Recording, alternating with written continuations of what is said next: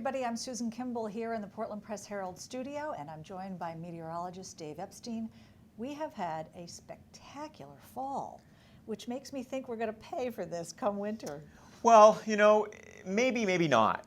It's a very different setup now sitting here in November of 2015 than it was sitting here in November of 2014. That's right. Right, so there are some things that are similar. The waters off the coast of the Atlantic are warmer than they've been on average, so that's the same.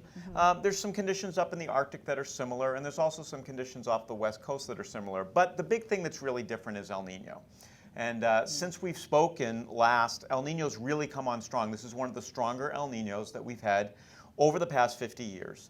It's going to rank probably in the top 1, 2, or 3 in terms of strength. Wow. And so that's a lot of heat being added into the atmosphere. And what does that mean for us? Right, so what is El Niño? You know, the Saturday Night Live skit had, if you remember from a few years ago, there was, here comes El Niño. It's not a storm. It's not really one thing. It's off the coast of South America. Waters become warmer than they typically would be. And depending on how much warmer they become and where they become warm, because it's a big stretch of Pacific, that tells us just the strength of the El Niño. So right now we have very warm waters all off the coast of the Pacific.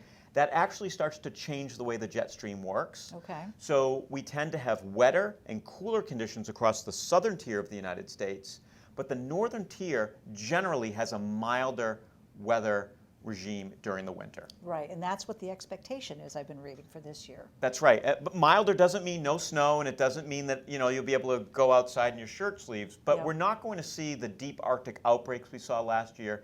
We probably won't see the depth of snow we saw last year as well. So last one of these El Niños, if we think about 1979, 1980, that was a winter which Portland didn't have very much snow.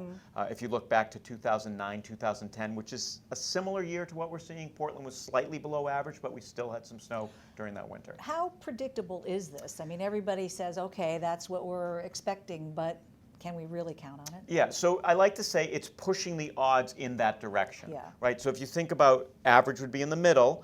Last year, there were a lot of things pushing us colder and snowier. This year, there's things pushing us warmer and a little bit drier as well through the winter. So whether that actually happens or not, it's an odds thing. We're probably 60, 70% odds, but there's still a 30% chance we could have a colder and snowier winter than average. But the odds favor milder and not as snowy. So I think you'll come back in January and we'll see how we're doing. We'll absolutely do this again and see how we're doing. I think that December especially looks mild. We'll tend to probably get progressively colder and a little bit more snowy. Right now, February seems like it would be the month, late January into February, that if we're going to see really strong winter weather, it would be then. Probably not in December. December looks mild. Okay, I'll take it. You're welcome. Thanks, Dave.